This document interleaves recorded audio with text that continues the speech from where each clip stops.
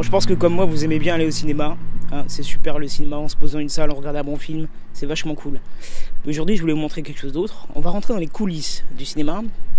Parce que ma ville, enfin plutôt le cinéma de ma ville, organise une visite des coulisses. Et je me suis inscrit, c'est gratuit, et donc je vais y aller. Et on va visiter ça ensemble. C'est parti.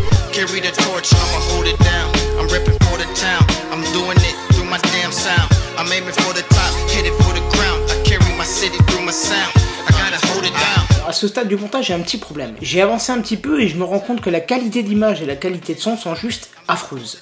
C'est-à-dire que moi j'ai débarqué sur le lieu avec ma caméra et j'avais pas prévu de filmer à la base un truc complet, bien propre, nickel. Je me voyais mal débarquer avec mes micros, mes lumières, tout ce qu'il fallait. Et du coup j'ai tenté le coup et je pense que le contenu peut quand même être intéressant à voir malgré la qualité de son dégueulasse et la qualité d'image qui est pas mieux. Donc je vous prie de m'excuser pour cette qualité qui n'est pas égale à ce que vous voyez d'habitude sur la chaîne. Et je voudrais faire un petit message pour le propriétaire du cinéma. Si vous êtes d'accord que je fasse une petite vidéo propre, correcte, bien filmée chez vous, n'hésitez pas à me contacter, j'en serais très ravi. Et sur ce, je vous laisse regarder la suite en m'excusant de cette qualité dégueulasse. Je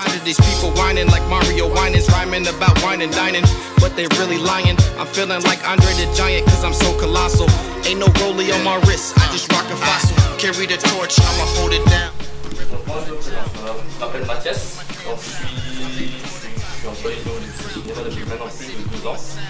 Donc concernant ma fonction, alors moi je m'occupe un peu de tout. Je m'occupe aussi également des cabines de projection.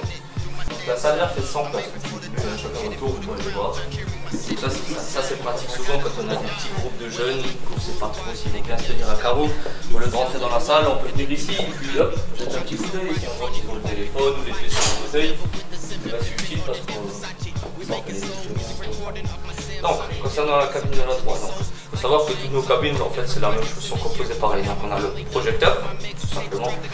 Bon, souvent, les gens, ils savent pas que c'est aussi grand, donc ils sont un peu impressionnés. La dernière fois, la première visite, on a eu des enfants, ils le regardaient un peu avec presque admiration, parce qu'ils ne pensaient pas que c'était aussi grand. Donc, on a notre projecteur, on en a un panneau électrique, c'est tout simplement un panneau électrique comme vous avez chez vous à la maison. Là, par exemple, on a une séance à 14 h, on l'a exprès laissé éteint, comme vous voyez. Tout simplement, moi je vais allumer la cabine. C'est tout simplement, il y a des disjoncteurs là, donc vous voyez que ça se met en route. Alors là, le bruit que vous venez d'entendre, c'est un extracteur. Donc l'extracteur, ça sert en fait à ce que le projecteur ne surchauffe pas et n'explose pas. Parce qu'il faut savoir qu'un projecteur, le prix d'un projecteur, c'est des dizaines de milliers d'euros. Et même en cas de réparation, quand un technicien vient, c'est aussi ça, la facture. Souvent ça a 4 ou 5 chiffres. Hein, donc il faut savoir qu'il y a des risques concernant les projecteurs. Il ne faut surtout pas oublier justement ici on a la rallonge, il faut surtout bien regarder que ce soit bien allumé parce que sinon il y a un risque de surchauffe et d'explosion de la lampe. Ça c'est la boîte de balisage. Donc la boîte de balisage c'est, je ne sais pas si vous avez fait attention, quand vous allez dans un cinéma, souvent il y a des traits rouges lumineux au sol, sur les escaliers, tout ça. C'est tout simplement cette boîte là. Donc là je vais la mettre en tension, c'est-à-dire que maintenant les traits, bon là d'ici vous ne le verrez pas, ça se voit surtout quand la salle est éteinte bien sûr, c'est pour que les gens qui vont aux toilettes ou quoi que ce soit ne trébuchent pas parce qu'on a des escaliers, tout simplement. Ici, le petit écran là, ça s'appelle un serveur. En fait sur ce serveur là, il est justement en train de se mettre en route. Ça c'est tous les fichiers qui composent le serveur et qui est en train de s'installer et de démarrer, tout simplement. Ensuite on a 1, 2, 3, 4, 5. Ça c'est les amplificateurs, donc c'est pour le son, tout simplement. Alors là, du coup, on les allume tout simplement avec le bouton là. Quand la lumière verte est allumée, ça veut dire qu'il est allumé. Alors les amplificateurs dans la salle se trouvent près de la scène. Et ensuite vous avez les boîtiers noirs qui sont de côté. Normalement vous les voyez, c'est des boîtiers juste là, juste à côté de la lampe. Ça c'est un amplificateur pour le son. Voilà, tout simplement. Alors dans cette salle là, il y en a 5. Parce que comme c'est une salle pas trop grande, 5 sont largement suffisants. Bon, ensuite, là, ça c'est donc pour régler le volume du son. Donc là c'est un son à 4.0. Donc 4.0 c'est notre son qu'on utilise habituellement pour nos films en général. Après ça c'est le format du son. Alors par exemple le format 11 c'est justement quand on joue un film en salle. Après on peut utiliser des autres formats, c'est par exemple quand on a des conférences ou des débats. Souvent on fait des débats, par exemple il y a quelques temps on avait une avant-première pour le film Retour à Forbach. Et le réalisateur était venu. Donc c'était un ancien pensionnaire de Forbach qui vivait à Marseille. Et il est revenu justement dans sa ville de Forbach. Et justement, on a utilisé un autre format. Donc par exemple, ça c'était le NS. Pour utiliser, on a une prise pour le micro. Donc tout simplement, c'est les différents formats qu'on peut utiliser dans la salle. Avec les différents sons, les différents trucs qu'on peut faire, tout simplement. Alors là, vous voyez maintenant, mon serveur vient de se mettre en route. Ça, c'est tous les fichiers, c'est toutes les pubs qui passent avant les films. C'est-à-dire quand ça démarre, vous avez toujours le petit mineur, vous savez, celui qui lance sa pioche. Et ensuite, on a notre playlist en fait, de pubs qu'on reçoit par Mediavision. Mediavision, c'est l'organisme national qui envoie les pubs par semaine. Chaque semaine, on a une nouvelle playlist pour les films qui sortent, etc. Ensuite, donc ça, c'est concernant les pubs. Là, maintenant, c'est tous les films qu'on a. Donc cette salle-là, c'est un petit disque dur. Du coup, on en a que 1, 2, 3, 4, 5, 6. Enfin, 6 films, on a. Donc ça, c'est les films que j'ai enregistrés dans ce serveur et qui vont me servir à faire mes playlists qui seront projetées durant la semaine cinématographique, donc du mercredi au mardi. Ça, maintenant, c'est ma programmation de toute la semaine. Donc ça, c'est ma programmation d'aujourd'hui. En fait, maintenant, c'est plus comme dans le temps. Donc, dans le temps, on avait des bobines, il fallait rester en cabine, il fallait les changer. Enfin, c'était embêtant. Maintenant, les films, on les reçoit plus comme ça. La technologie a évolué, donc on les reçoit sous deux formats. Soit sous disque dur, tout simplement. Donc c'est un disque dur, peut-être que j'en ai un derrière. Ah, ouais. Donc c'est un disque dur tout simple qu'on branche avec un câble USB du coup, sur le serveur et qui permet donc de télécharger le film. Donc vous voyez, il y a le port USB qui télécharge le film dans le serveur et qui après est enregistré et qu'on peut jouer à n'importe quel moment. La seconde façon de recevoir un film, on le reçoit par ce qui s'appelle le Globecast ou la Smart Jog. Alors la Smart Jog ou le Globecast, en fait, c'est par réseau. En fait, c'est le distributeur l'envoie sur une plateforme qu'on appelle, c'est ce qui s'appelle en fait la Smart Jog ou le Globecast. Donc là, on ne reçoit pas un disque dur, on le reçoit directement sur notre réseau et sur le réseau, on le récupère pour le mettre dans notre serveur. Donc là, ça, c'est pour les lumières. Donc là, vous voyez, là, c'est à 100%. Maintenant, je peux mettre à 50%, j'appuie, les lumières de la scène vont s'éteindre. Pour allumer, nous on peut gêner toute la cabine aussi. Si maintenant par exemple justement il y a des perturbateurs dans la salle, on remarque qu'ils ne sont pas là pour regarder le film, ben moi tout simplement, je prends ma playlist, boum, j'arrête le film, et puis eux ils sont comme des chocolats dans la salle, et c'est ce qui se passe. Voilà, tout simplement. Donc on peut tout gérer de la cabine. Si vous avez des questions, hein, n'hésitez pas.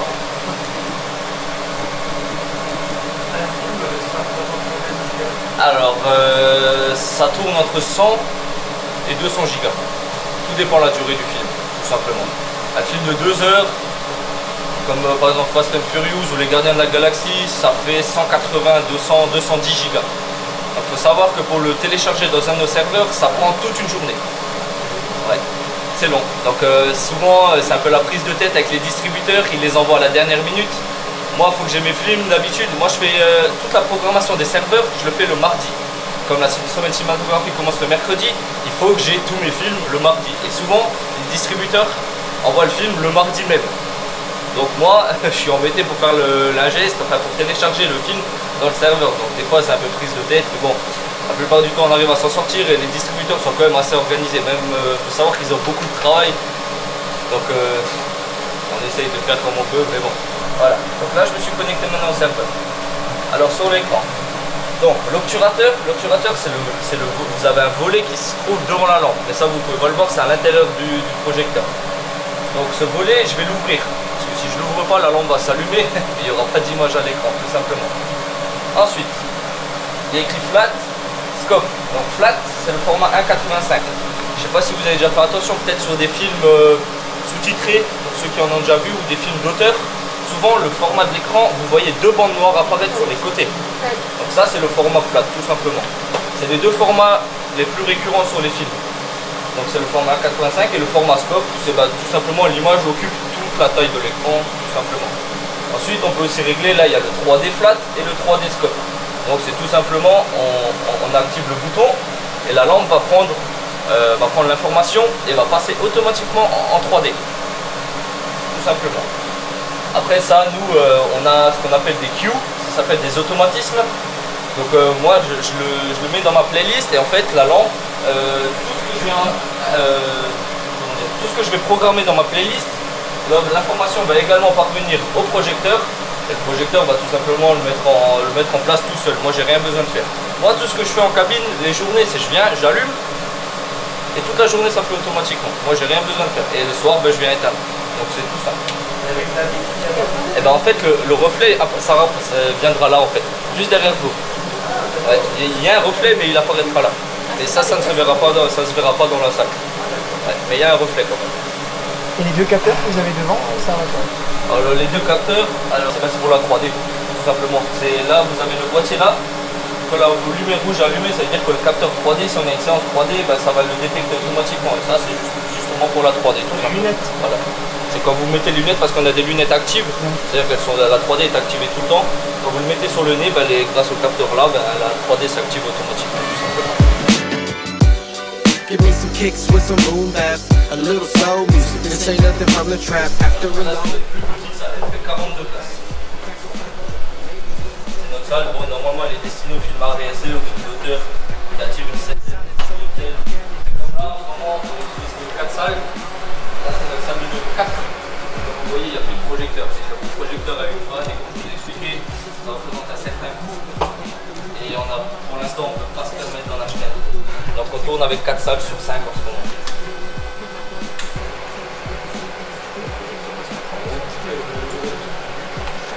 La lampe, alors, habituellement, ça tourne entre 800, 1000, 1100, 1200 heures, tout dépend de la lampe que vous prenez.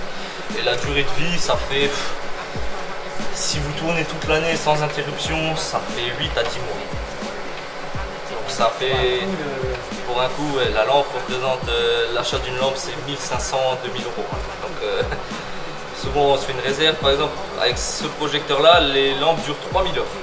3000 heures, c'est déjà mieux pour nous, mais pour nos projecteurs en haut, les deux grands, c'est 1100 et 1000 heures. Donc la durée de vie, c'est moins d'1 an, donc environ tous les 8 mois, on en achète une. Là, comme vous pouvez le voir, c'est la même chose. Le boîtier de balisage pour les lumières au sol, mon panneau avec le format du son, les 5 amplis pour la petite salle. Là, le panneau électrique, avec l'appareil de lumière, ça, le projecteur, et puis ici, c'est pour le serveur. Un ordinateur finalement branché. Ouais, là-bas c'est un ordinateur portable, ici l'ordinateur, ça sert de serveur aussi. Donc ça en fait le grand écran ça remplace aussi le petit écran qu'on a besoin. Parce que ça c'est un nouveau, c'est un peu plus récent. Le projecteur est beaucoup plus récent. Le serveur qui va avec aussi est beaucoup plus récent. Donc là maintenant je vais juste vous montrer ça, c'est le contenu d'une playlist. Donc là vous voyez, ça c'est le contenu du playlist. Donc on a un black, le black c'est la période où tous les automatismes vont se faire. Donc le lampe on, la lampe du projecteur va s'allumer toute seule. L'écran off, ça veut dire que les lampes, ça passe à 50% dans la salle. Ensuite, le 1.85, c'est comme je vous ai expliqué, c'est le format de l'écran, donc le format de l'écran va se réduire. Et le son, ça passe à 3 bits. Donc là les deux chiffres de 4.1 passent à 3 bits automatiquement. Et ensuite, ben, vous avez tout simplement les pubs qui commencent. Donc le petit mineur, après ça c'est la playlist qu'on a reçue avec les bandes annonces. Et ensuite, le film qui commence tout simplement. Donc là, ben, vous avez de la chance parce que du coup, je ne vais pas allumer la cabine, donc je vais pouvoir lancer là je vais vous lancer une playlist en manuel. C'est-à-dire que je l'avais prévu à 14 h, mais comme il est déjà 14 h, en fait la playlist ne s'est pas activée. Donc je vais pouvoir la lancer manuellement. Donc, tout simplement là je fais nouveau. Donc je vais dans ouvrir, en fait c'est un peu comme un ordinateur, et là où vous avez mes playlists que j'ai fait cette semaine en fait. Donc là je prends les schtroumpfs, quand on avait les schtroumpfs, je fais OK. La playlist va s'ouvrir automatiquement à droite. Après bon, c'est des termes techniques, vous allez aussi des listeurs. Je vais la lancer en manuel. Et là vous allez voir, il y a des chargements qui vont se faire. Ça c'est tout, la validation de la clé de lecture, parce qu'il faut savoir pour un film il faut une clé de lecture obligatoire. Sans cette clé de lecture on ne peut pas lire le fichier tout simplement. Et ça c'est aussi transmis par le distributeur. Souvent c'est transmis 3 à 4 jours avant. Des fois plus, des fois. Elle est fournie à part du film. Pardon? Elle est fournie à part du fichier de film. Oui. Ils fournissent le fichier et la clé de lecture après. Et sans ça on ne peut pas lire des films. Donc là vous voyez, alors là le projecteur, là il y a plus de moment. Et en fait la lampe est en train de s'allumer toute seule. Donc là ça va charger et la projection va se lancer toute seule. Juste éteindre la lumière. Oui. Comme je vous ai expliqué, tout passe en 3. Tout est automatique et voilà. Maintenant le petit mineur c'est lancé à l'écran tout simplement. Voilà. Là maintenant ma séance de 14 h s'est lancée. Et donc les pubs et les bandes annonces et le film va se lancer tout seul jusqu'à la fin. Tout simplement. Et après, à la fin du film, qu'est-ce qui se passe? Ah bah à la fin du film, bah, la playlist que j'ai faite pour les schtroumpfs, va se terminer et c'est la nouvelle playlist de 16h qui va commencer après. Tout se fait automatiquement. Quand je vous ai dit, moi je vais allumer les cabines et après. Voilà, exactement. J'ai rien à faire d'autre.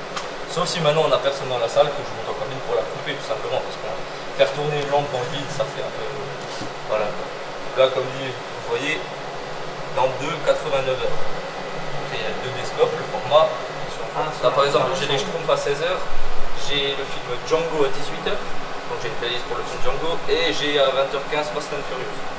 Donc en fait, à chaque horaire qui est programmé dans le serveur, bah, voilà, la playlist correspond, ça prend automatiquement et puis ça projette l'image que moi j'ai programmée.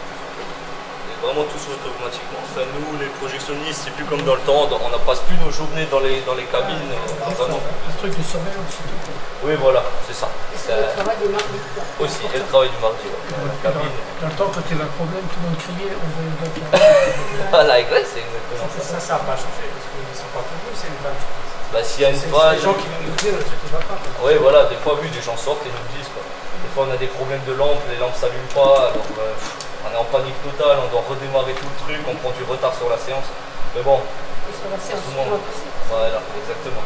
Donc pour des films qui durent 1h30, ça va, parce que c'est 14h, 15h30 et à 16h on a encore le temps, on va dire une marge d'une demi-heure. Mais des fois, par exemple Django il dure 2 heures, donc ça commence à 18h, ça finit à 20h. J'ai une séance à 20h15, donc si je prends 15 minutes de retard, ça va décaler la séance du soir. Donc, mais bon, pour l'instant on touche du bois, on n'a pas de soucis. Mais ça peut arriver, comme dit, hein, c'est de la technologie, c'est de l'informatique, hein.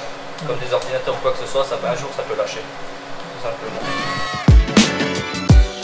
Give me some kicks with some boom bap, a little soul music. This ain't nothing from the trap. After a long day at work, you need to relax.